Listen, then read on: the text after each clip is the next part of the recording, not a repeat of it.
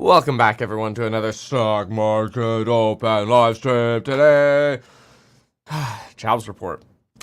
Now, what's interesting is we could actually rally off the back of this one. And the reason I say that is we know the numbers are going to be fugazi, but the stock market hates uncertainty. And hating uncertainty means loving an answer. And I don't think the market really cares about the 9/11 CPI data. I think, yes, the market cares whether we're going to get 25 or 50, but does it really matter? Not really.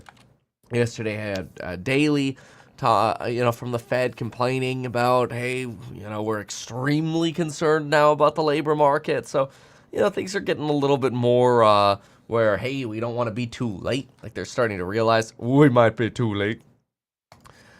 But really, the stock market hates uncertainty so much that even just getting the news, getting the answer, even if it's not the perfect answer, is good news in itself. So let's see what happens here. It's going to be interesting. We've got the data coming out within a minute here. There we go. Get that camera in focus there. We've got a Labor Day sale ending today. It's the Labor Day week sale. I was on vacation, so whatever. We ended it today instead of on Monday. And boy, oh boy, let's go take a look at what we got. Now, what we should do is do a very quick look and just see the pre-market as well. Tesla down about 0.5%. TLT's up about 0.5% in pre-market. Nvidia's down 1%.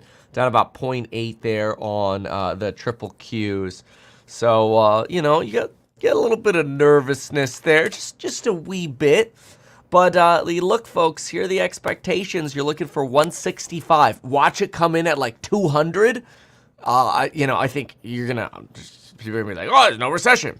All right. So 165 is what we're looking for. Unemployment rate to go down to 4.2. And we get 4.2. It did go down, but it came in at 142. It came in light. Oh, it came in under. And the private payrolls missed too. It comes in at 118 versus the 140. So the unemployment rate ticks down a little bit. But the change in non-farm payrolls totally miss. You come in at 142 versus 165. And then you actually get average hourly earnings that come in a little hotter at 0.4 versus 0.3. So then you have labor force participation that stays stable at 62.7. The unemployment rate did tick down from 4.3 to 4.2. But again, you did miss 142 on the headline versus 165. I don't have the revisions yet, so we'll get the revisions here in a second.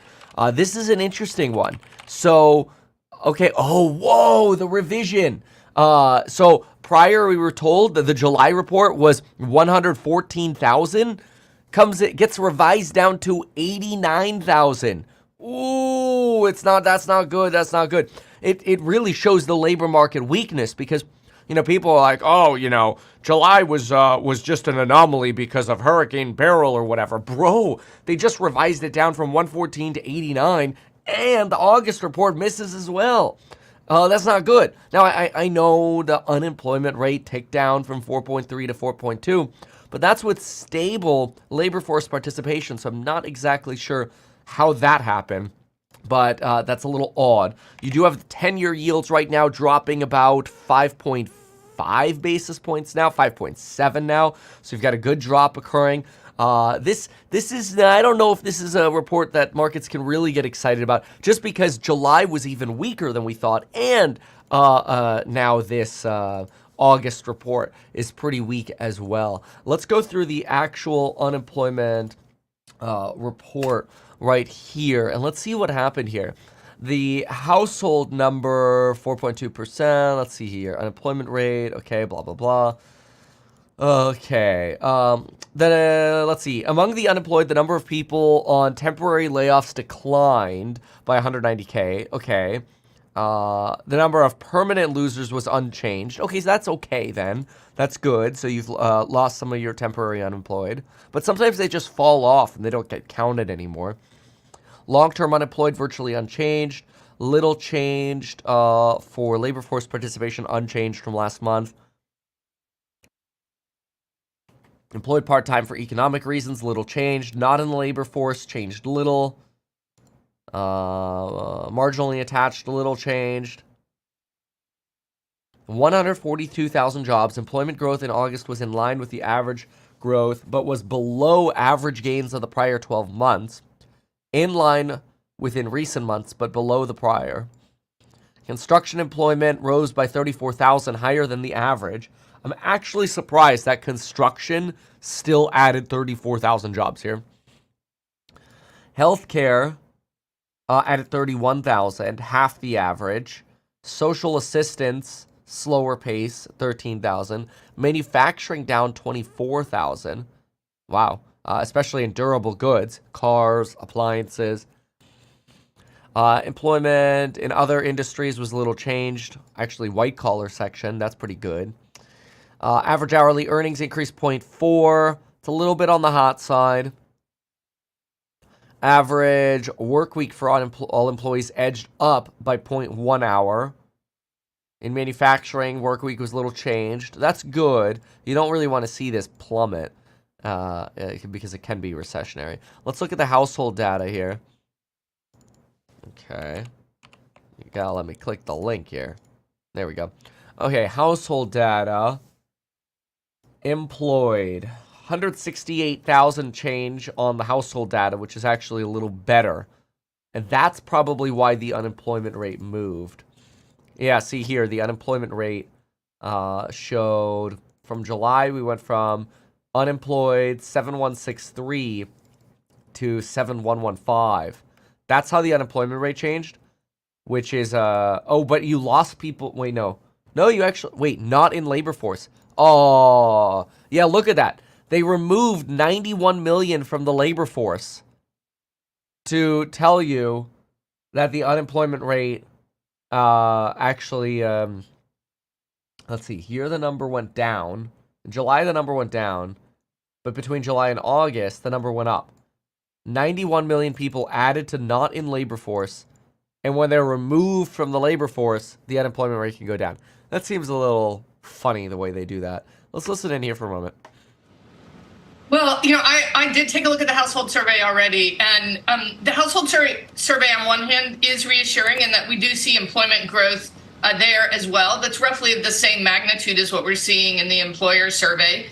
And as you noted, you know, the unemployment rate ticked a little bit down from where it's sort of high of July. But the bad news in that household survey was we saw the participation rate really coming down. If I'm looking at this report, I see some big signs of weakness. First of all, we tend to see when an economy is weakening that the revisions go downward. That's what we saw here, was revisions downward, and that's a sign of a weakening economy. Obviously, you know, unemployment rate coming up, which we saw last month, but not this month, and then the participation rate coming down, and the number of people who would like to have a job, but they've sort of given up, so they're not in the labor force, going up, and the labor force participation rate going down. You know, that's that sign that people are finding it harder to find jobs. You know, you just had the New York Times run an article about how hard it is for recent college grads. Hey, so Betsy, I took a look at, Betsy, I have to interrupt you. I have the participation rate unchanged at 62.7. I know we all look at this data really fast, and I make my share of mistakes. I just want to make sure people know. Maybe for certain groups, I have it unchanged at 62.7% in August. Well, thank you. That is my mistake. I think no what worries. I did, we just try to get it right as best we can. It takes a village. Yeah. You are right. I actually Jump in over here to the Doomers for a moment. Weaker. Just want to see some other reactions. Expectations and consensus around 165, coming in a little bit below that. As an investor, what's your response mechanism to a Fed that signals 50 basis points of a rate cut? Is it basically just extrapolating out about 150 basis points of cuts this year, and that essentially that's going to be questionable for risk assets? Or do you say this is supportive because this means that they're going to adjust quickly back to something that the market thinks is more neutral? Yeah, you know, we had that debate yesterday. And I think it's a tough one.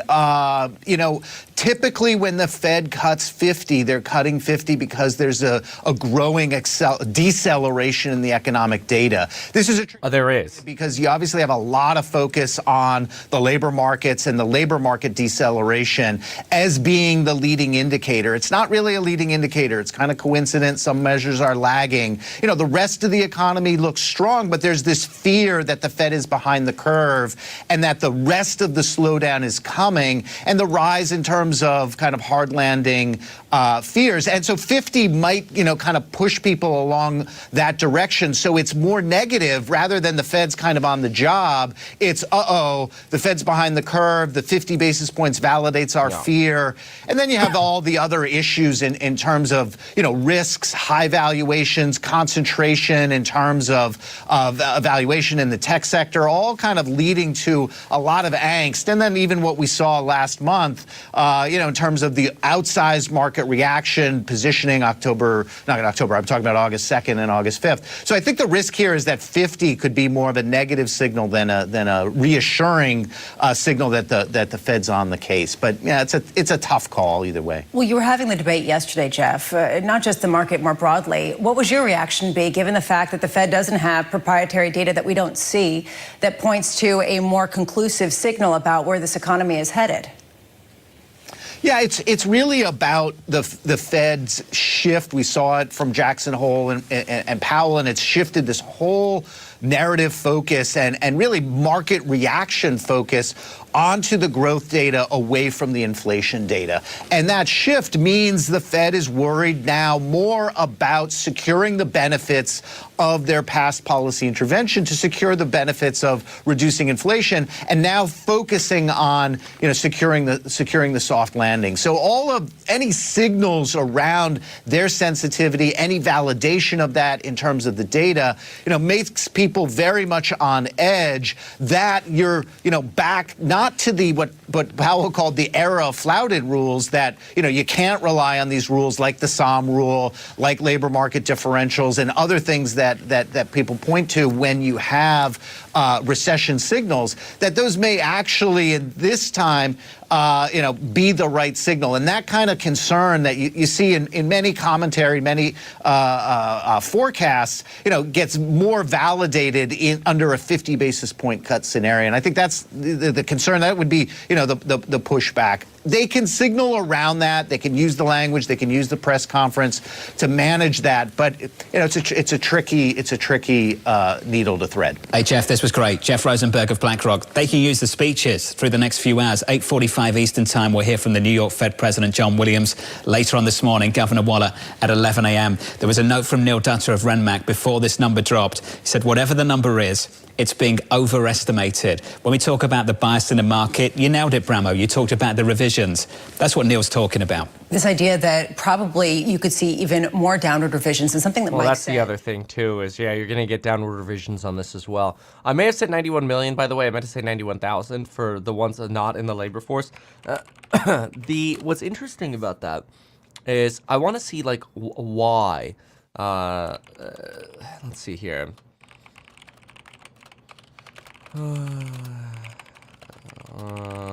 Okay. So we have the July data that was revised worse than expected, which means this sort of like temporary Hurricane Beryl thing, I think, was a little oopsie-doopsie. And remember, the Bureau of Labor Statistics suggested that Hurricane Beryl didn't really affect the unemployment rate last month. Instead, that was more of like California layoffs and cuts to employment in California than anything having to do with Hurricane Beryl. But as far as, which I find interesting, as far as this removal of people from the labor force, I think it's interesting for a moment just to think about how if the labor force participation is stable and the unemployment rate declines, then what happened? Well, you just counted fewer people as employed. So if the bucket of people employed is smaller, let's just make that very simple. Smaller bucket of people employed, it looks like a higher percentage, if if you have a smaller bucket of people in the labor force, it looks like you have a higher percentage of people working, right? So it's kind of an interesting way to play with the data. Now, what I think is also interesting about this is, why do people leave the labor force? Some of this could be because of school. So I want to mention that. Back to school can remove people from the labor force. So that's kind of worth remembering as well, is that, like, you know, school did just start. Obviously, then you can say, oh, well, people retired. Retirement is another one or reason. Discouraged workers is a good one. So discouraged workers are people who have been unemployed, I think it's for like 6 or 12 weeks, somewhere in that range. And they basically just stop looking for work. Or they're, you know, busy with other, busy with, let's say, taking care of family is another one. Or you're just considered a long-term unemployed, like for some reason, maybe you're just unemployable, right? So that's interesting to see that, because, you know, I think people generally will look at the headline and will go, oh, okay, so why did the unemployment rate go down? Oh, I see. We removed people from the labor force. Okay, do we have an idea as to why we did that? Not super useful. Now, there's some interesting ones over here that we could look at in the household survey. They have reasons for unemployment. So I think this is interesting. Job losers and persons who completed temporary jobs. That was 3.3 million. Job leavers, I believe these are thousands. Let me just verify. Yeah, in thousands. 845,000 people left. Which was okay. This is the total number. Okay, so we're ongoing through the period of time that we're in. So really, the change of the month. Let's look at this. This is the change of the month. Negative 162. So those are people who completed temporary jobs and just lost their jobs. And then you only had 68,000 new entrants. Re-entrants fell and job leavers fell. So fewer people are leaving their jobs. You're at negative of people leaving their job, which makes sense. Usually when times get harder, people don't just walk up and leave their job. But people who completed temporary jobs, they don't have a choice because the job was always going to be temporary. Employed persons that work part-time. Part-time employment, 525,000? Holy smokes. Yeah, and then over here you have persons not in the labor force. I don't really understand this. Persons not in the labor force, not in the labor force. How is that different from this? Civilian non-institutional population. Persons not in labor force. Oh, marginally attached. Oh, these are the people who got moved over. Got it. Marginally attached or discouraged. Okay, got it.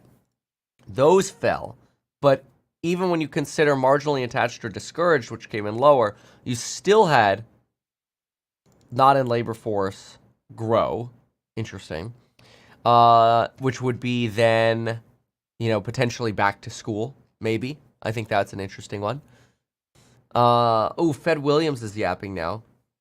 Fed Williams, cooling in job market retreat from overheated conditions. Oh, yeah, so you got a big banner on this, too.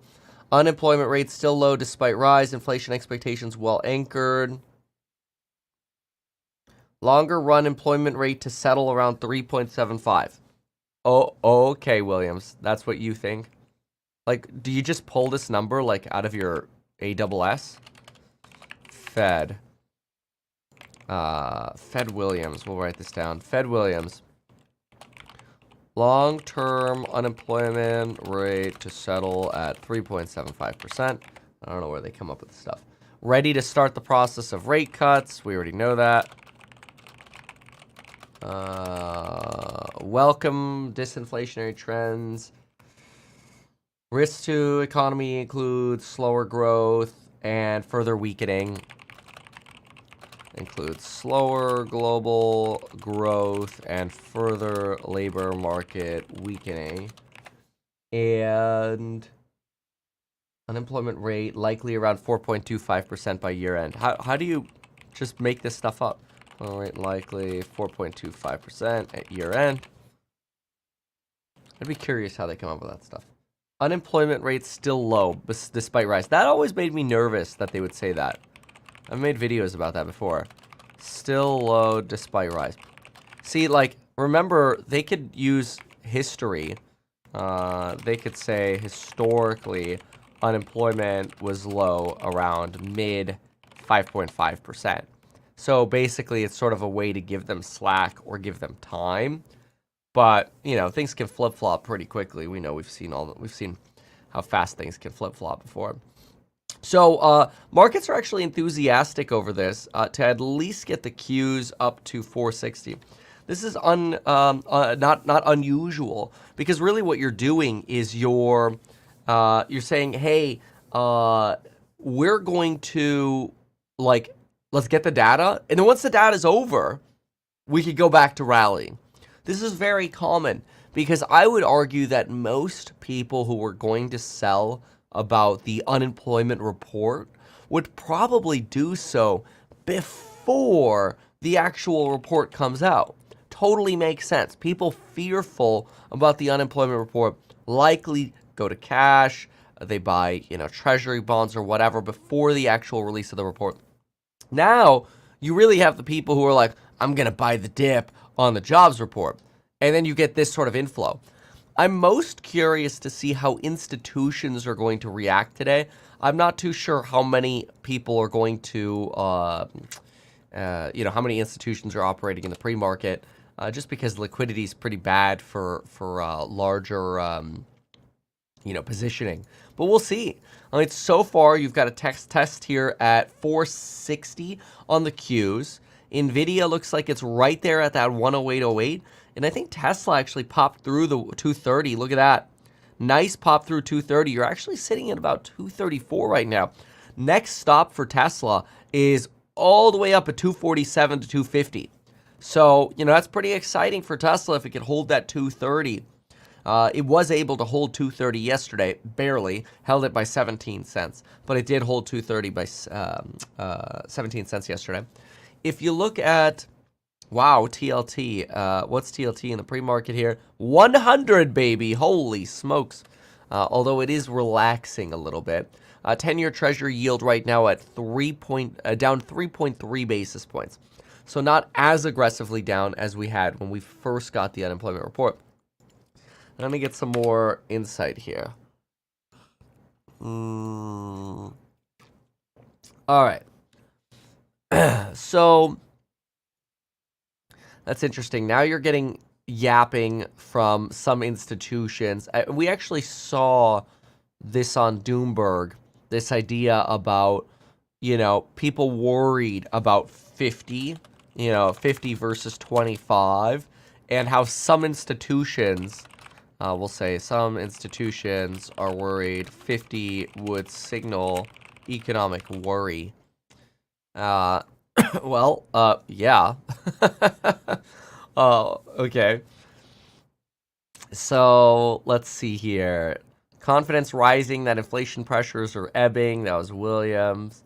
Okay, what did Nick T have to say this morning?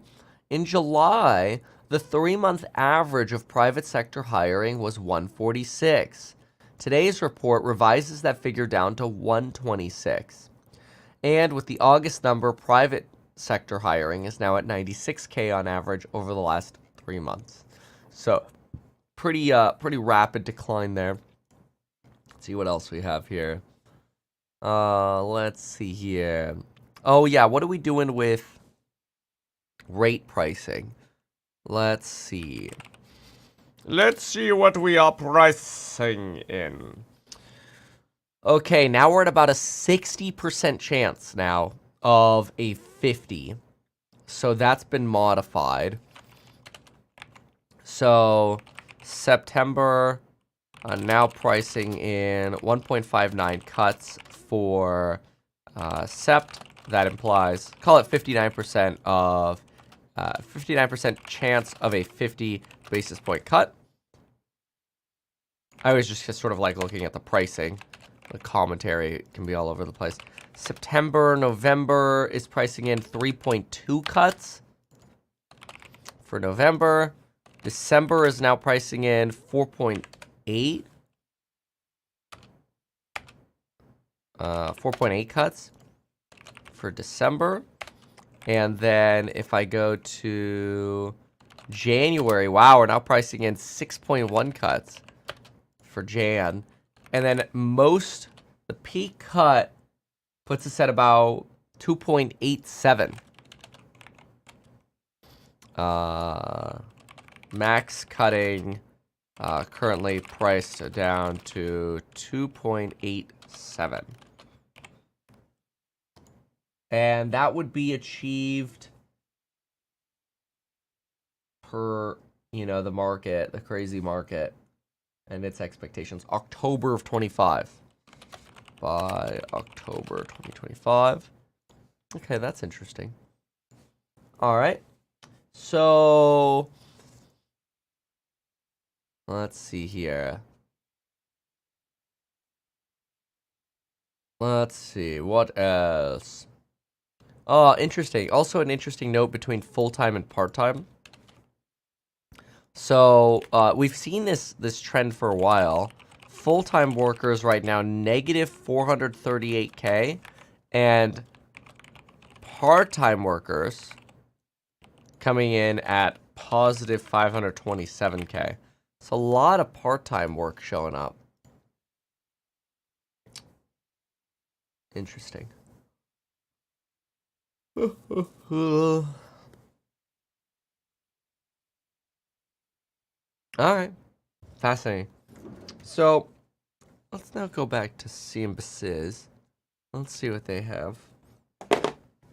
And is that rally holding up at 460? Oh, look at that. Basically starting to reject right there at my line. Trust the lines, my friends. The day after the election this year. So 50 would give them some optionality to be a little more tactical in the next move, which could be November or December. Well, so let me ask you, I know we always say politics doesn't enter this, but assuming that this meeting's going to, the November meeting happens right after the election, not to say that politics is going to enter it, but politics will enter that meeting insofar as you're going to have to make some kind of judgment calls about what may happen next, no? Well, what you're suggesting is that they would divert from being data dependent, but they're going to have to look around and see if there are any shock potential things going on. Right. And if there are, that might give them pause at that meeting to just stand back and let things settle out and look forward to the December meeting, which isn't, the December meeting comes pretty quickly after the November meeting. Right. So it's not a long interval like we had between July and September. Dennis Lockhart, always great to see you and get your perspective, especially on a day like today with data coming out like this. We appreciate it. Squawk Box coming right back in just a moment.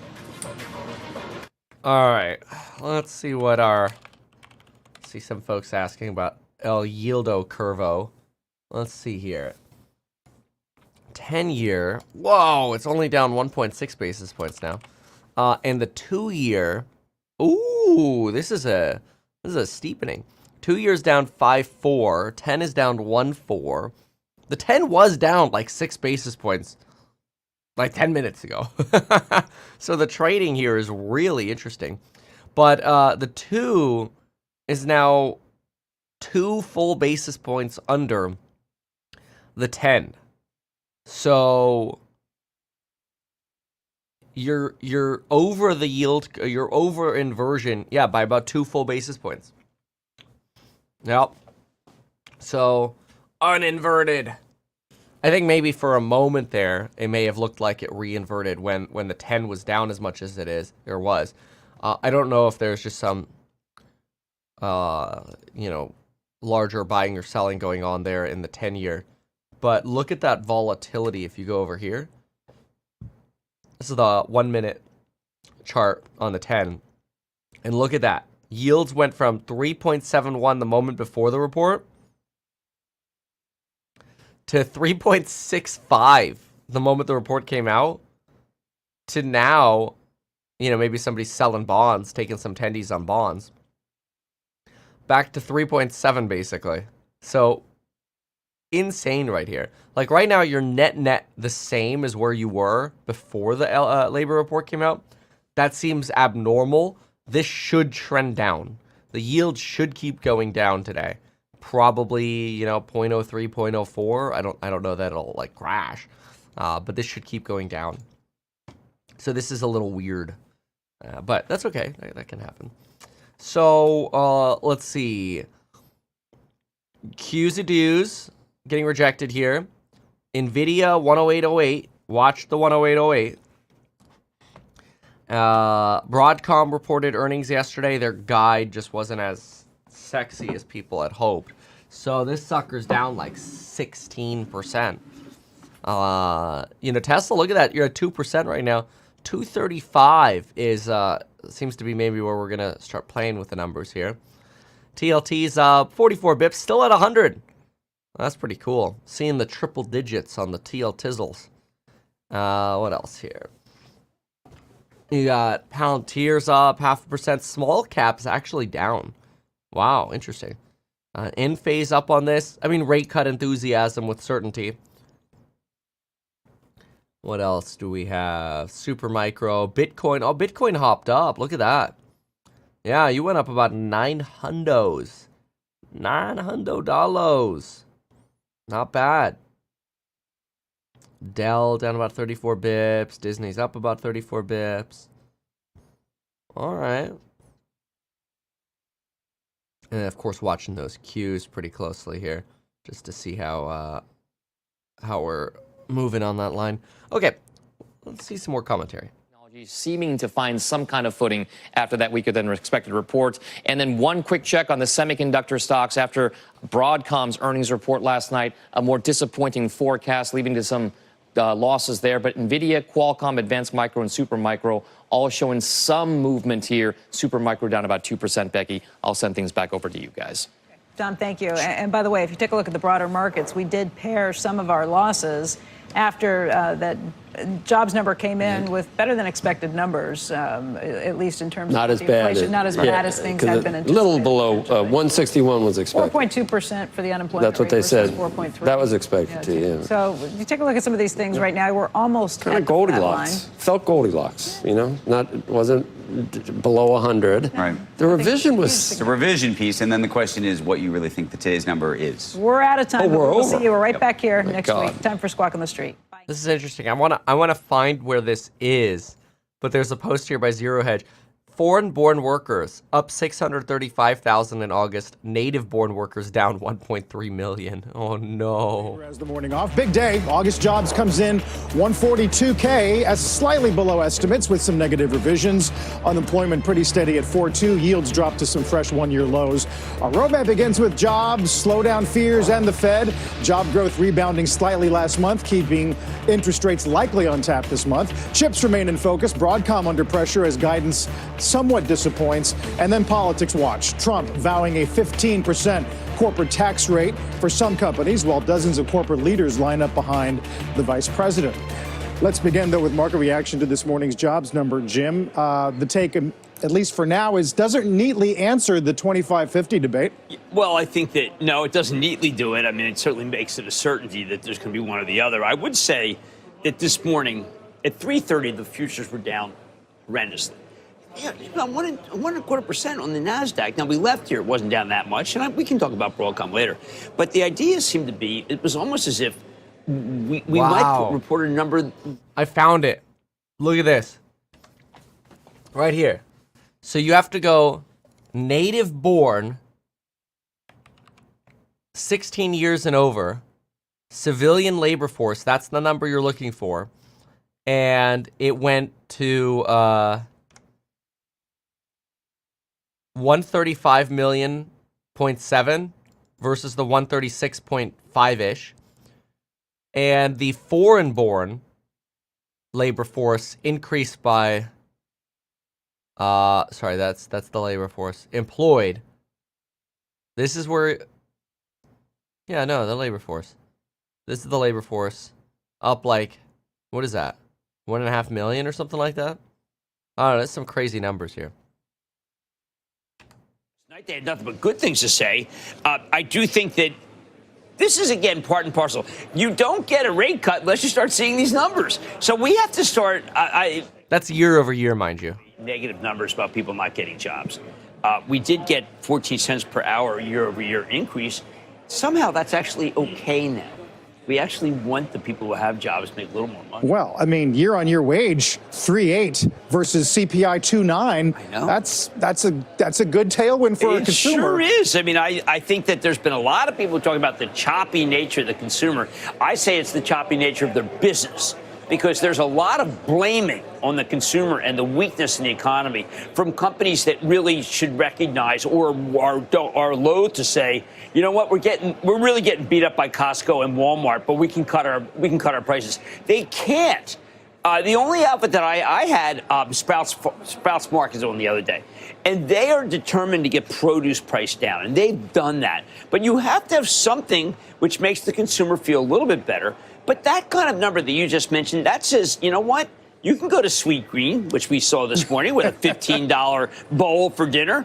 I do think that the numbers are fine. We want the Fed to cut. You know, look, if it weren't for AI and the so-called bursting of the bubble, thank you, Michael. Jim Cramer says the numbers are fine. Good point. JP Morgan strategist.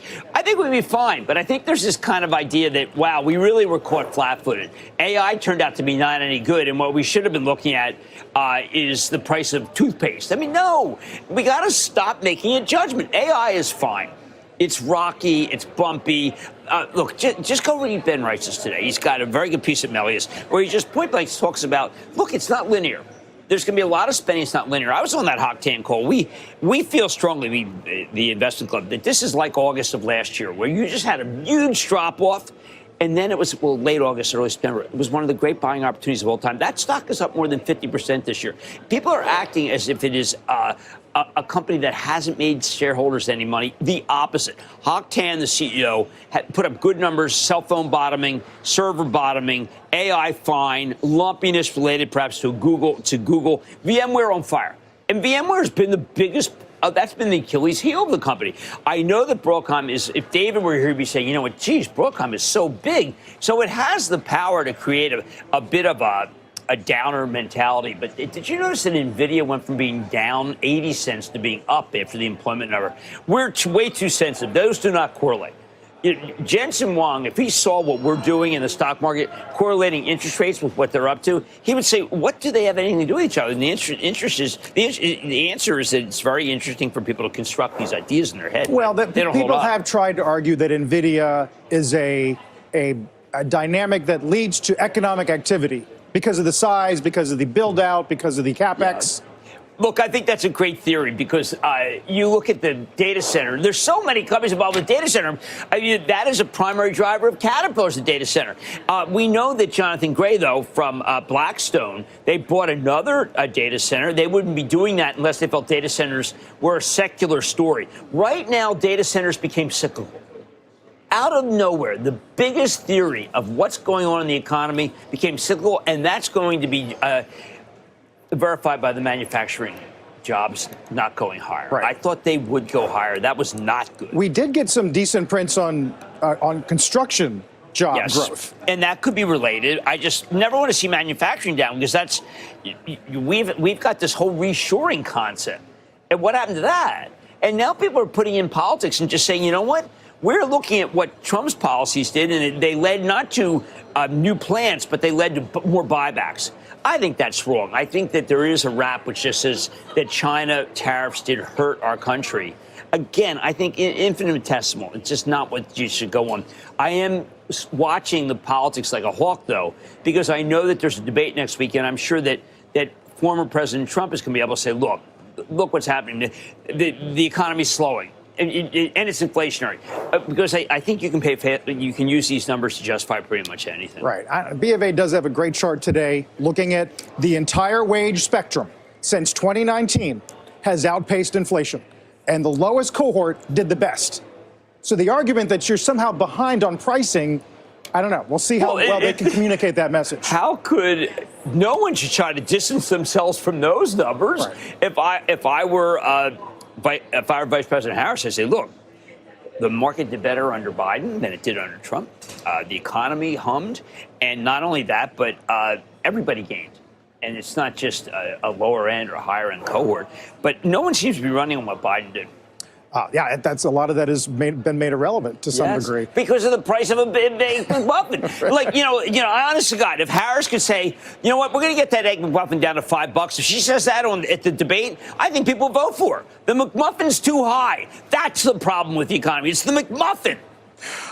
Jim mentioned Zumpleby from Caterpillar last night on Mad Money, and you did have a really good discussion on data center. Take a listen. Thank you. We're seeing data center demand globally.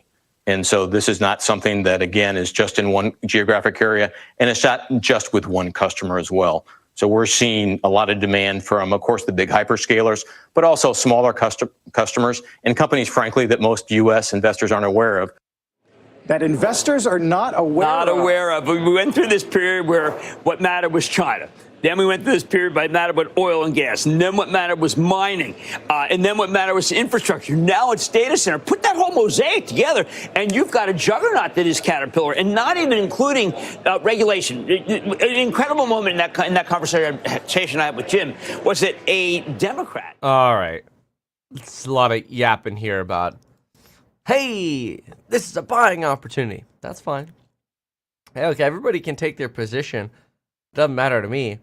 Like I said, I've positioned my portfolio in a way where I've got lots of delicious call options.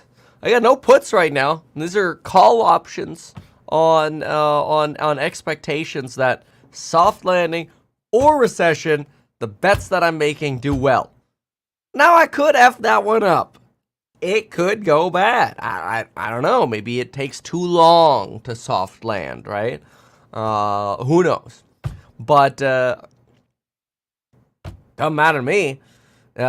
So I think it's very interesting though, seeing some of these changes, especially since a lot of these are just going to get revised anyway. What I did is I saw that Zero Hedge was using the month-over-month numbers in immigration and native-born versus foreign-born. So I went ahead and got the non-seasonally adjusted year-over-year numbers. And take a look at this. I just tweeted them, and I put little arrows to make it a little more obvious. Foreign-born plus 1.4 million, native-born negative 768,000, non-seasonally adjusted year-over-year. Kind of interesting. Kind of shows you a little bit of what's going on. And it could be that, with immigration, you're getting younger employment coming in, and then like Americans are retiring. That's possible. Yeah. Okay. What else? So, how's our market reacting? Oh, DocuSign pumping a little bit here. Whoa, DocuSign's $59. Wow, yeah, they're pretty cheap. I wonder, relative to what they used to be. I just wonder what their valuation is now. Let's go look. The Qs are going to break 460. Okay. DocuSign. Okay, so 3.38 adjusted EPS.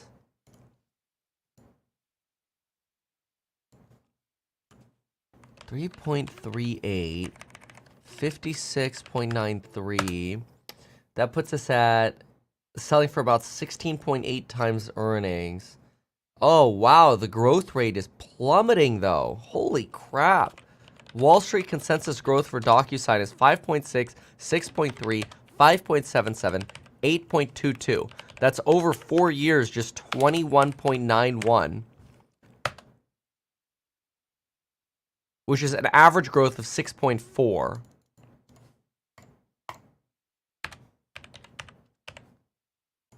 And if I divide that into the PE ratio, oh yeah, 2.6. Is that right? Oh yeah, I guess so. Oh, okay. Well, that's kind of right where it should be. 2.6 peg. Oh, I didn't know DocuSign slowed down that much. That's why the stock collapsed. Like DocuSign is a perfect example of what happens when growth goes low growth. Like it's not negative. It's just low. So actually, write that one down. I think that's interesting. DocuSign.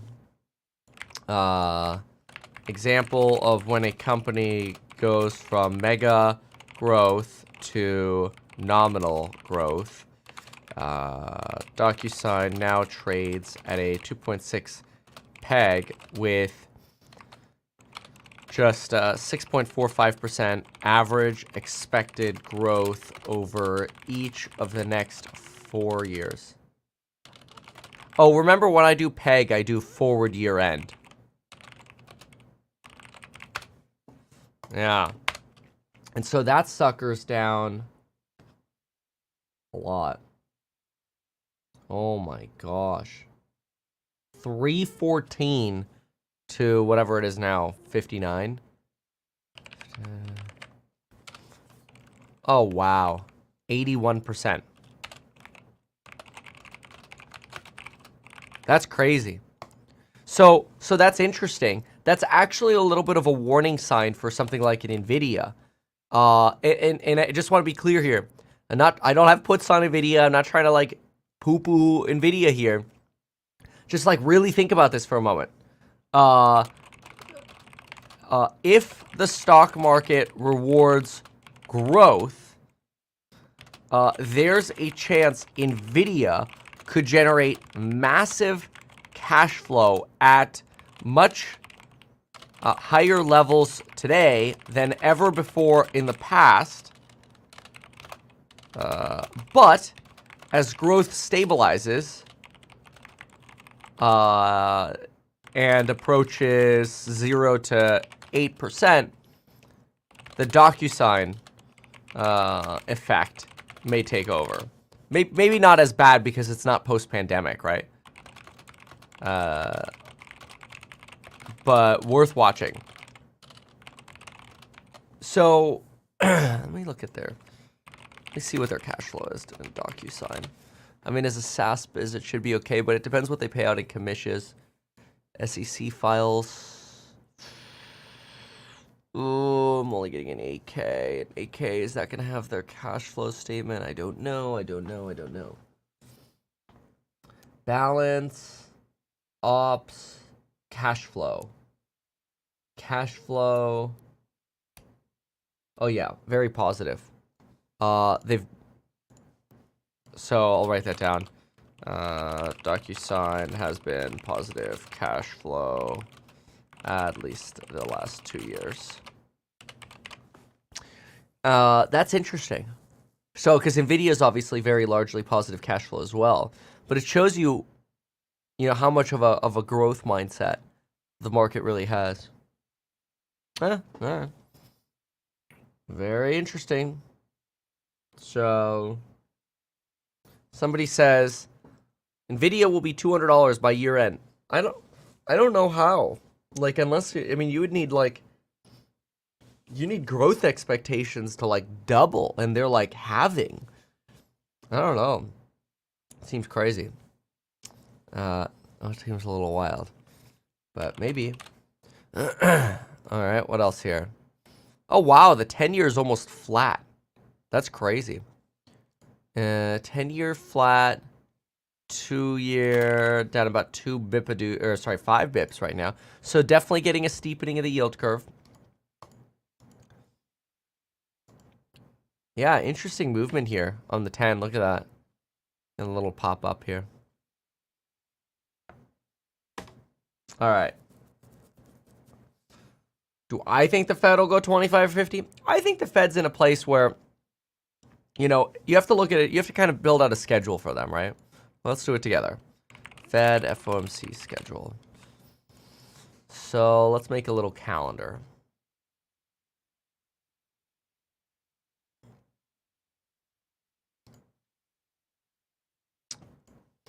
All right, we'll do this together.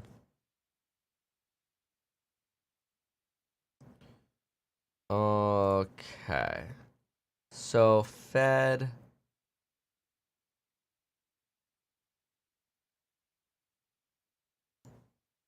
2024, September. Here we go. All right. Fed meetings. Okay. So the next meetings are September 18. Oh, that's in 12 days. Hold on, is that right? I think so. Yeah, Sept 18. And that's going to have a summary of economic projection. Sept projection meeting. Summary of economic projection. Projection? No. Just Sept meeting. Okay, November 7. December 18. 25 is going to be Jan 29, 2025. March 19, 2025. May 7, 2025. All right, let's just start with that. Let's speculate with that. And let's fill in where we would be. Here, I'll share the screen just a sec. So, if Fed cuts 50 at each meeting, Fed would be down 1.5%, right? 6 times 0.5 is 1.5. Sorry, no, 6 cuts. I'm thinking of 25 BPs. If they cut 50, that'd be 3%.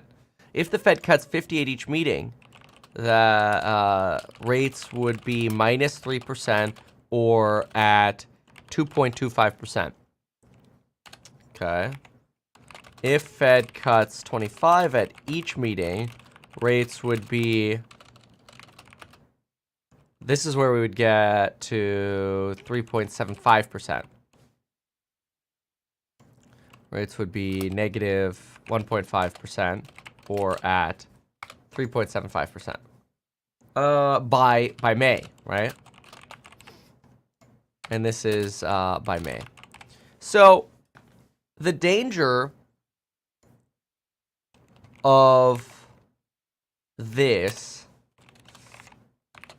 danger of 25 is having to mid-cycle cut, which means the Fed is potentially unrecoverably too late, right?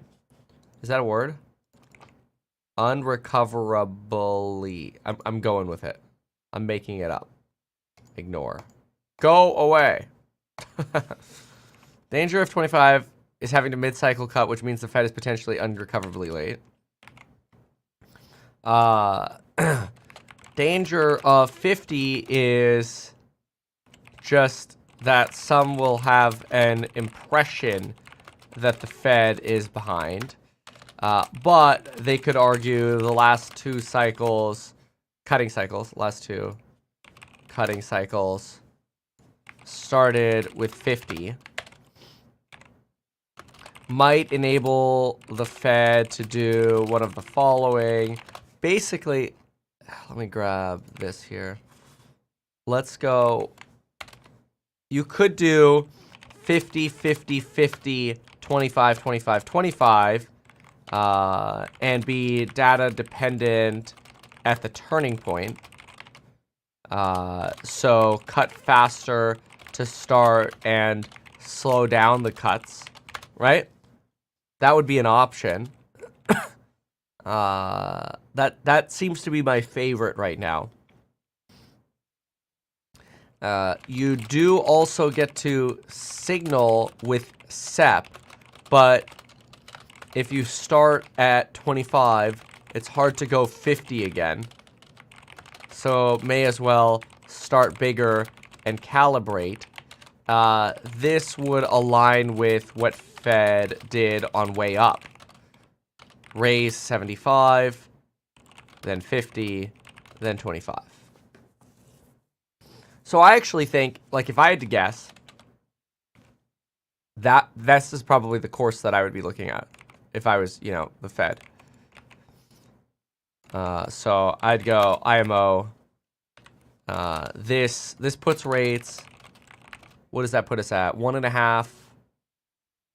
That puts us at 3.75% by year end. Then slow down and get to 3, potentially neutral by May. If stimulus is necessary, keep cutting or cut more. That would be my guess. That is my guess.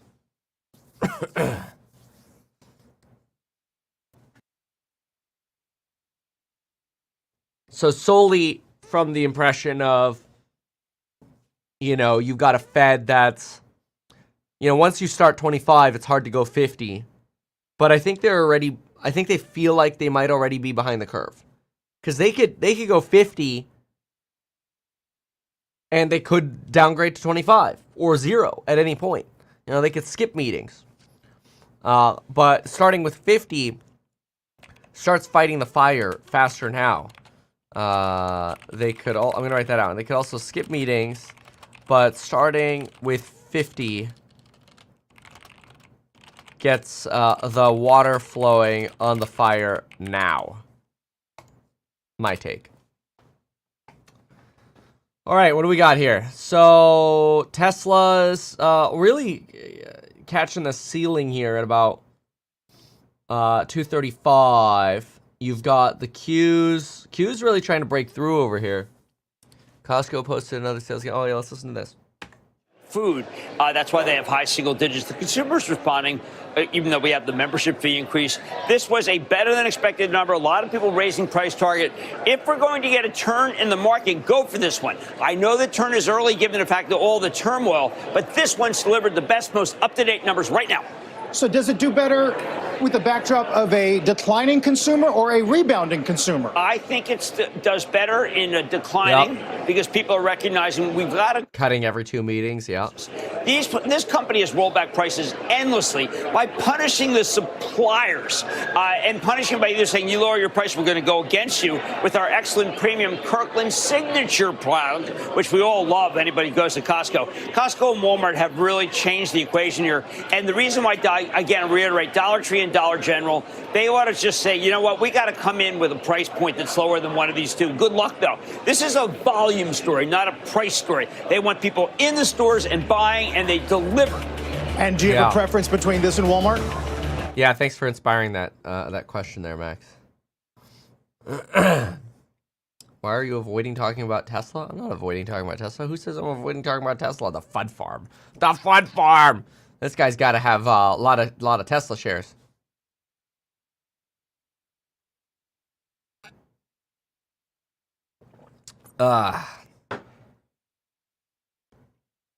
Very good. All right. So what else here? A lot of the market has cuts priced in, like you said, Kevin. Yeah. I want to see crazy video about Tim Pool yesterday. Mind blowing. Yeah, it was really mind blowing. I think I got a lot of hate. Even with my little intro there.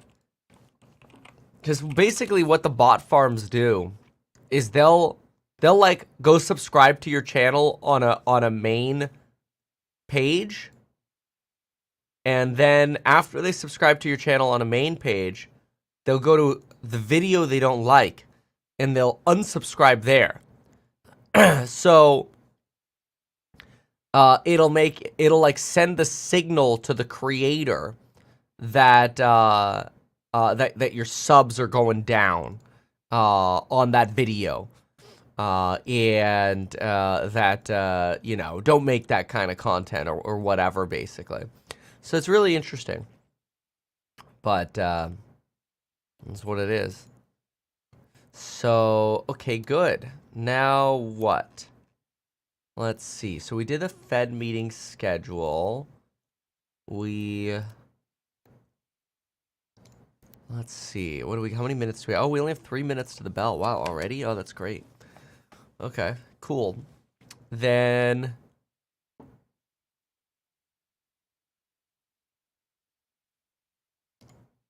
let's see. Yeah. I think that's what we got. I'll look over here. Let's see. Today's August number was another Goldilocks one for the bond market and does not ensure a 50 basis point rate cut in September. Treasury investors are likely to fade the bounce in bonds. Oh, that's an interesting way to put it. Okay. So let me write that down. So basically, the suits. Oh, I screwed that up. Hold on, I screwed something up. I made a little mistake. Oh, that shouldn't be, though. Yeah, no, that's fine. Oh, okay. No, never mind. Never mind. There was no mistake. Everything is fine. Okay, good. All right, so basically, what you have these suits saying, so I'm going to write this down. Suits on bonds.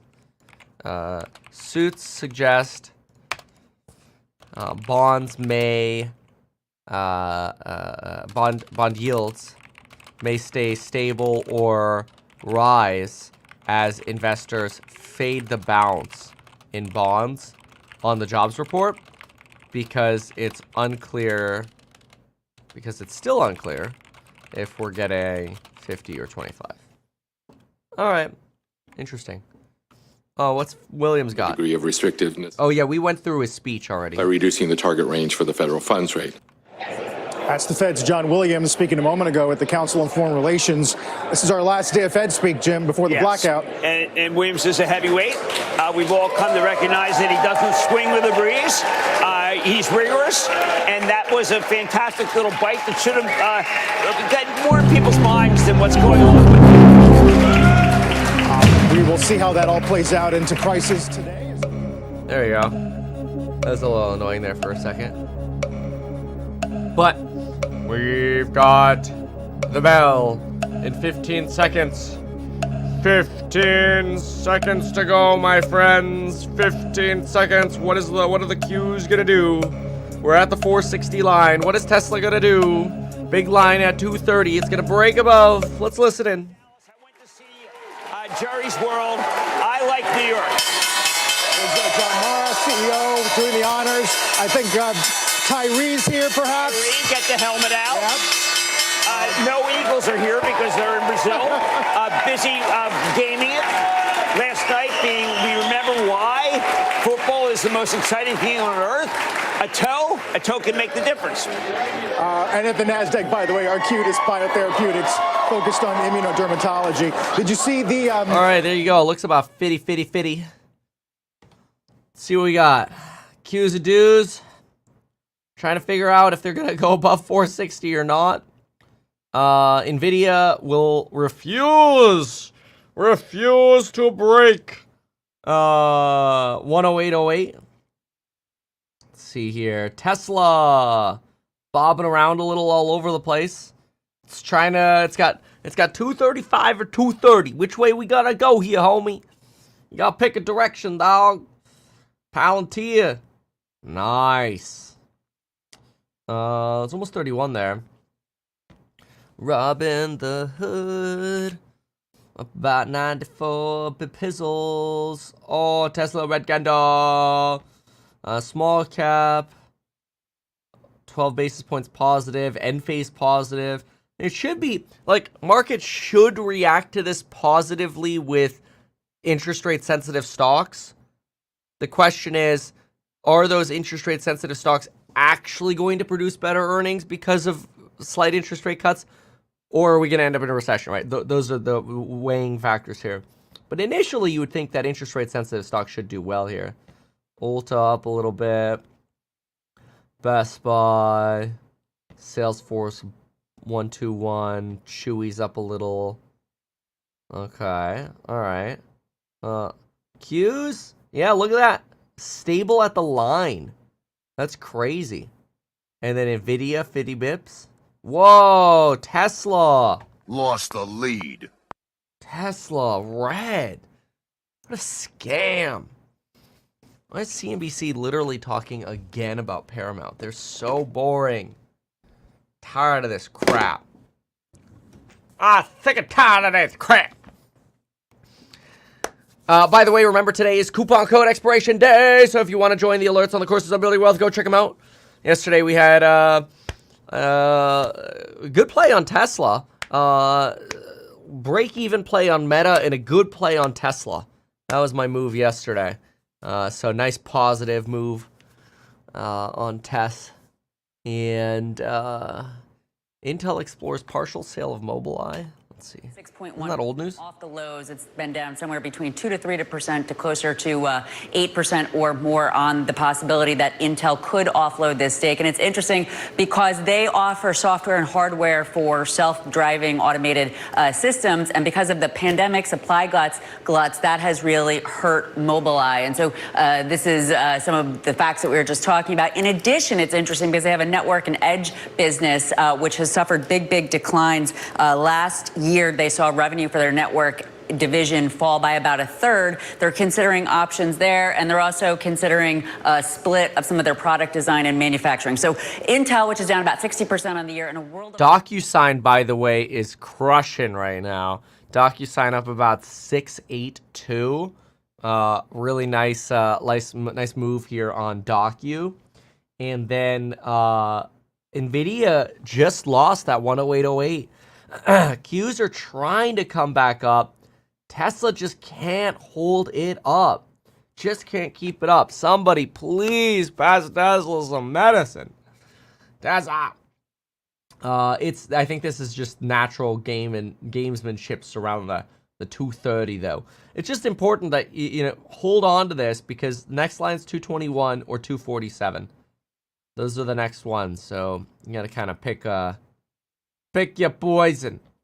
Palantir and Robinhood, they're doing a couple percent right now, and Russell's actually up about 45%, or 45 basis points. And hey, NVIDIA's trying to be green here. Qs are trying to recover. Oh, that should be good for Tesla. And you get a little pop here if the Qs can hold the recovery. So far, no though. -1. Okay. Day this week. Okay, there was no trading on Monday, but I think into the payrolls number, this market has been so bearish. Why do you think that is if we're getting set up for a rate cut? So I think when you look at rate cuts historically, you tend to get one of two things. Either a preemptive rate cut that drives great returns for equities. So you could think of 1995, 1998, or 2019. Rate cuts followed by double-digit returns from equities. But you can see the converse where the Fed start cutting, and they're cutting for a reason that things are slowing. And the start of Fed rate cutting cycles, think 2007 or 2020, have been around some of the deepest, most volatile drawdowns we've seen for equity markets. So really, it's less about crazy times. So he says Robinhood's working on a desktop app to focus on traders. That's kind of cool. That's smart. That would really get, if people adopted it and it was a good platform, which Robinhood doesn't release bad stuff, their stuff is pretty good. So that's pretty cool. Yeah, good for them.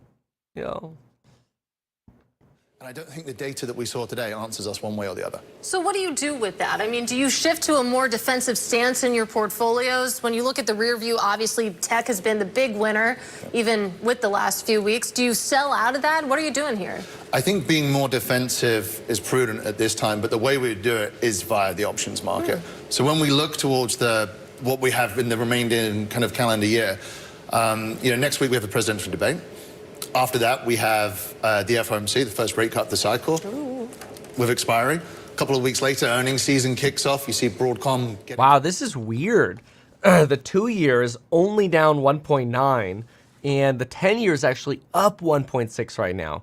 Maybe because it just wasn't clear enough of a signal on a 50. Weird. Each of us kind of take a side on something, and then we ask our guests to settle the score. How much does index rebalancing matter to this market heading into that rebalancing rather than coming out? Especially considering this is a different rebalancing, right? Because Berkshire Hathaway, Buffett, they dumped a ton of Apple shares, which is a gigantic company. It's not the same as like triple witching, right? Yeah. I think index rebalancing can matter. It can matter for stocks. It's things that people can trade around. But where we end the year isn't going to be driven by index rebalancing. It's going to be driven by corporate earnings, the election, and the path to macro data. So did we all win then? I feel like No, I feel like you came out on top. I was Katie said there's like a glitch for 15 minutes. Here's the market. Is it a trader's? Q's kind of tanking right now, down about 54 basis points. Look at that. Q's dropping. Broadcom's now down 8. Nvidia down 70 bips here. Tesla's almost down 2. Yikes. Palantir starting to drop. Hood starting to drop. Enphase starting to drop. Facebook starting to drop. Russell dropping. Could just be, you know, early part of the day. You know, you could get a nice bounce here. So it's just the first 8 minutes. First 8 minutes. You know how that goes. First, like, 15 minutes, honestly, are, like, kooky. But, it seemed like, Jimbo here. Is he freaking out, or what's going on? Other pieces about the Mobileye stake, and others arguing that Intel's woes are Qualcomm's advantage. I could make that case. I could also, but I would rather say that they're ARM's advantage. Qualcomm is a very opportunistic company, but ARM, Rene Haas is ready. He's ready right now to make some changes and take on Intel. Hey, he could take on Qualcomm for heaven's sake. They're suing each other. There is this Mobileye. It was at $38.07. Wow, DocuSign went from up 6 to only up 1.6 now. Pat Gelsinger, man, he's still talking a big game. May I suggest that he read the Financial Times article today about defection Intel? Stuart Pan, who was the head of the foundry business, named in 23, left this year. There are many people who say, enough already, Pat. You really come out and say that Altera might be bought. The rumors, not from Pat, were that Altera is going to be bought by Marvell Tech. That was last week's rumor du jour. Why would Marvell Tech want to own something that's been reduced to almost nothing under the Gelsinger range? Now they're telling us that Qualcomm is going to this and that. And the Mobileye, what price can they really sell it at? I don't know. I remain steadfastly negative about the stock of Intel. The one other mover we got, at least on the research. Tesla now down 2.25. Nvidia down about 1.46. Waiting for to see if there's going to be a bounce or something here. Remember, folks, if you want to see my buy-sell alerts when I see a trend, make sure you join that Stocks Insight course. You got that coupon code expiring tonight. Okay, what else do we have? We have next week, we're hoping to start getting paperwork out, so stay tuned if you are one of the many of I think we're at like hundreds of those of you who have signed up for StockHack. So that's over at stockhack.com for licensed financial advice. So really think about it as licensed consulting, right? So that'll be really cool. Real estate consulting, finance consulting. Learn more about that at stockhack.com. Collecting an interest list right now. Don't expect to hear anything for about probably 1 to 2 weeks. But thank you to those of you who've signed up there. We look forward to working for you. Then what else do we have? We've got... Let's look at the economic calendar. We've got CPI coming out on the 11th. Nobody really cares so much about that report. I think at this point we're just sort of expecting it to be benign. CPI month over month and core month over month expected to be 0.2. Year over year expected to be 2.6. Year over year core expected to be 3.2. PPI comes out a day after that, 0.2. Year over year 1.8. It's pretty low. And then we'll get import-export prices, U of MISH data. Qs are now down a full percent. You know, kind of an aggressive first 15 sell-off here. Somebody's asking, where am I on the bull-bear scale? It's a good question. I wasn't actually thinking of changing anything here. You know, yesterday I was at a 3.2. I don't think that today's numbers really change anything for me. So I guess I'll write that down. Bear bull scale. So that way you could kind of just always go look and kind of see where my head was. You know, 3.2 unchanged. So we'll write that down. I like writing it down. That way we can kind of keep an eye on the trends or sort of track, where my head is over time. With Berkshire, I said, well, own it. What are you like? Own it? Don't trade it. Own it. Bank of America, you got a great basis. So I understand the trim. It's just that it's ironic that Bank of America's got the balance sheet that makes you most want to own it right now of all the majors. Right. Berkshire's been on a nice win last few sessions. Yes. Elsewhere in financials, Jim, Hood gets a bit of an upgrade over at Barclays. How about that piece? This is about how Hood has matured. They know how to grow, and Coinbase too. But look, my chappers are sons Morgan Stanley, and when are they going to take advantage of E-Trade? Now, they may say they have. Well, they better talk about it. Because right now, when you read about what Robinhood's doing, they are taking share. And they've captured a lot of the option buying. You could argue that they also captured a lot of Bitcoin. They didn't capture a lot of equity buying. But at the same time, they're a player. And they were not a player, and they are a player. You mentioned Bitcoin, Jim. Back below 57K. Second biggest outflow, I think, on record. I think people are trying to come up with a thesis, but meanwhile, if you're talking from American Agnico Eagle, you get a company like Agnico Eagle, that's what you wanted. That was, if you look at the chart of that was Bitcoin. That was they were 1 for 1 with Bitcoin, and now Agnico Eagle is just pulling away. And why that is? Because they're making it for very low and they're selling it for very high, and it resonates, and they got a 2% yield. That's your Bitcoin, Agnico Eagle. At the same time, Coin does get upgraded over at Barclays. Yeah, look, these are companies that they've done it right. I mean, I was too bullish on Coinbase when it started, but they've hung in. And if you want, it's like MicroStrategy being recommended. People want to do ancillary Bitcoin. If you want Bitcoin, go buy Bitcoin, okay? I am indifferent. I want some gold. I want some Bitcoin. I want some hedge against what both candidates are saying about spending. It was the upgrade, by the way, is a weird one where they upgrade to equal weight, but they cut the target to 169. Yeah, why don't you just erode your whole thesis? Yeah, right. Memo to the analysts out there, when you cut your price target down, cut your earnings estimates. They're in sync with each other. I found that, by the way, the Morgan Stanley, the big re-rating of all of the industrials, there's really kind of no edge to any of it. And I love it. I think that the actual copy and the theories are good, but it's called the 300 basis points above GDP. Who has that? I think they wanted to roll out the industrials, and I don't blame them, but they have to be done individually. They're not so much of a cohort anymore. It kind of reminds me of the move, I think it was Wells on the banks earlier in the week, where they didn't change any numbers, but they changed some rating. It's like a vibe call almost. Yeah, a vibe call. There were a lot of vibe calls this week, and some of them good, some of them bad. Wells Fargo, I think, is undervalued. It moved all the way up to 60, where it was, by the way, in 2018. Not a big accomplishment. That is the bank stock that is most behind, and Citi's obviously questionable from a book value point of view, but I think this market is too schizophrenic. I mean, we thought that the food stocks were dead because of GOP-1, and then we love them, and GOP-1 doesn't matter. I mean, we got to stop with the bipolar analysis. Just a lot of stocks that are good. The banks are good. The consumer products stocks are very good. Utilities are good. Industrials kind of trying to figure it out. And tech bad. Particularly enterprise bad, enterprise software, and anything AI. But remember, it's a bubble that's bursting AI, not the chips that make it.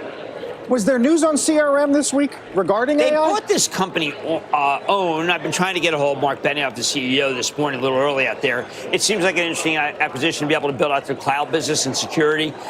Salesforce has been a horrendous stock after a great quarter. I don't know what to say. Horrendous stock. Great quarter, no, it didn't matter. Right. NVIDIA started that great quarter, didn't matter theory. Yeah.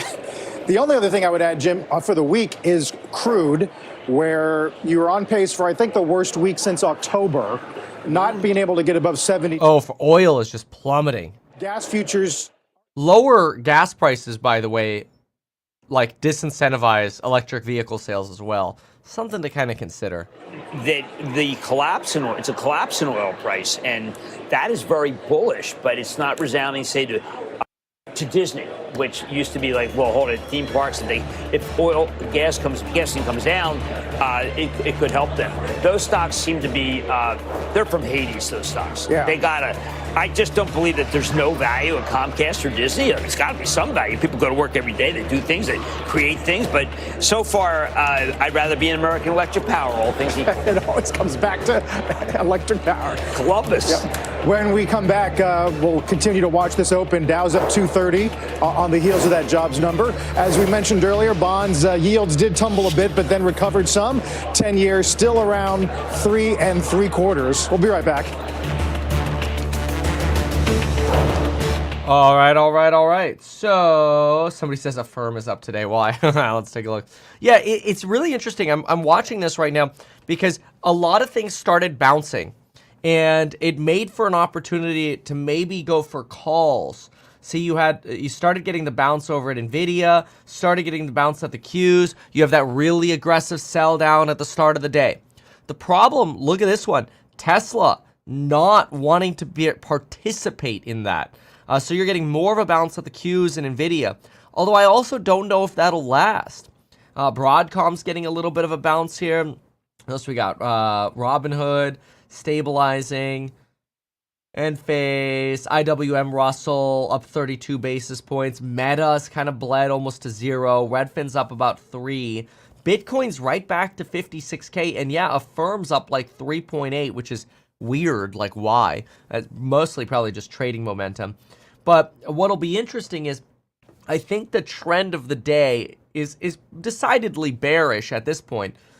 So I wonder if we get a nice uptrend here on some of these positions, will there be a better price to get puts? Or is this going to be the best you get, getting rejected over here now off VWAP? That seems to be what the case is, but might be too soon to tell. I am surprised, though, that you didn't get a bounce, more of a bounce over here at Tesla as you were getting with these guys. That does show you that let's see, the buyers have kind of already done their buying, right? And this is something that I said pre-market as well. If you saw pre-market, what I said is I'm not so interested what's happening pre-market. I'm more interested to see what the institutions start doing once the market actually opens. And I think that's what we're seeing here is the institutions are hitting the sell button after the data. So a VWAP reject on the Qs. And yeah, see, Tesla just keeps legging down. You just couldn't participate with the bounce you were getting on the Qs and NVIDIA. Now that they're selling down, Tesla's going down as well. But then again, Tesla had, a fantastic week of up days. So maybe that's not necessarily so bad. So we'll see what happens. But yeah, a little on the aggressive side. I was really expecting to get some kind of like bounce, maybe back up to 230. But nope, you're actually going straight to 221. Okay, very well. Qs keep going here. Has been a benefit to American workers. It increased the supply of cheap labor, which held down wage growth for American citizens. So wage growth has been part of the inflationary story, has it not?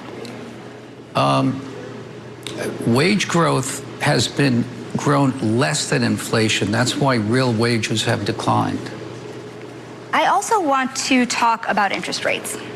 Because at the end of the day, there has been a lot of concern on Wall Street about what a Trump administration would mean when it comes to the Federal Reserve. There was, of course, that Wall Street Journal report a number of months ago that questioned whether the Federal Reserve would remain independent. And then we also had the former president commenting in an interview with Bloomberg as well, saying that the president can certainly be talking about interest rates because he has good instincts. That doesn't mean he's calling the shot, but it does mean he should have a right to talk about it like anyone else. Do you share that concern that he could potentially damage the reputation of the Federal Reserve as an independent organization? No, I don't share that concern. I think it is important for the president and the White House and the Treasury Secretary to comment on economic policy, including interest rate policy. But ultimately, the decision is up to the Fed. But it's important for the Fed to hear other viewpoints and to make sure the Fed policy is in sync with overall fiscal policy. To that end, what do you believe should happen with interest rate policy through the end of this year? Well, when you look at inflation now is somewhere around 3%. Interest rates are 5%. So real interest rates are too high. So the Fed, I think, waited too long to bring interest rates down. So I think the likely course of action is going forward is the Fed will start to cut interest rates. What should they be by the end of 2025? It's difficult to predict, but my best guesstimate would be around 3%, perhaps 2.5%. 2.5% to 3%. That's where John. Yeah, I think we'll be way lower than that by the end of next year. We'll be like 1.9. Former President Donald Trump made his bid to Wall Street and New York's business elite at the Economic Club of New York yesterday. And here is what he promised if he wins in November. I am promising low taxes, low regulations, low energy costs, low interest rates, secure borders, low crime, and surging incomes for citizens of every race, religion, color, and creed. Joining us for more on the candidates' economic plans is Bloomberg politics editor Laura Davison in Washington. And this was a really interesting moment right before that debate next week expected between former President Trump and Kamala Harris. But let's talk through first the reaction from Wall Street to that speech yesterday, because there were really mixed emotions, weren't there, Laura? Yeah, there was really a sort of a difference in tone here from where the president has been. He was going speaking in front of a bunch of business leaders, many of whom are not used to hearing Trump speak. So some are very surprised to hear sort of the proposals he has and sort of the way he talks about it without some of the specifics. But others, there were many Trump allies in the room, like John Paulson, like Scott Bessent. Boy, the Qs just really do not want to go back to 460. So it's kind of like if you're waiting for an invitation to go short the Qs, it ain't giving you one. You also just can't bounce at Tesla. It's amazing. It's just a bleed.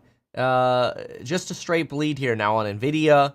The Qs continue their bleed. Tesla. Palantir's about to go negative. Enphase basically gave up all of its gains.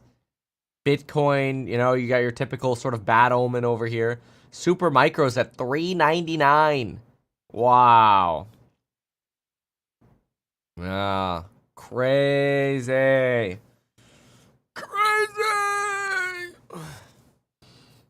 Oh, well. All right. Well, I think we're going to head on over to the course member live stream. Folks, remember our coupon expiration day. Email us if you have questions at staff@meetkevin.com. Stock hack. If you're looking for licensed financial advice and consulting on real estate, business consulting, financial advice, go to stockhack.com. And then we do also have a big mastermind coming up. That's pretty cool with a lot of entrepreneurs. Small group, though, so we can mastermind. It's the nature of mastermind. I think we got like 2 seats left in that, something like that. But anyway, go to meetkevin.com/mastermind if you want to learn more about that. A little bit of a bounce right here, it looks like. Yeah, well, green candle, 1 minute. Who cares? Let's wait to see what happens. Anyway, go learn more about all that stuff. I'll go push the button, and we're going to go jump on over to a little bit of an earlier course member live stream. Happy Friday, everybody. We'll see you all in the next one. Even though I'm a licensed financial advisor, real estate broker, and becoming a stockbroker, this video is neither personalized financial advice nor real estate advice for you. It is not tax, legal, or otherwise personalized advice tailored to you. This video provides generalized perspective, information, and commentary. Any third-party content I show should not be deemed endorsed by me. This video is not and shall never be deemed reasonably sufficient information for the purpose of evaluating a security or investment decision. Any links or promoted products are either paid affiliations or products or services which we may benefit from.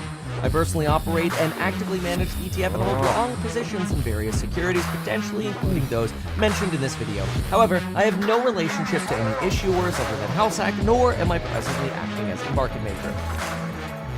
Poor Super Micro. Just giving it all. Ooh, that's a green candle on Tesla. Oh, yeah. Okay, here you go. Now you gotta, can you get the momentum to actually get up to 230 again? If you do, short. And then same thing for NVIDIA at the 108.08. Same thing for the Qs at 460. Remember, coupon code expires tonight, which all that means is the price going up. Price goes up over time. So lock in your price. Thanks so much. Goodbye, folks. MeetKevin.com.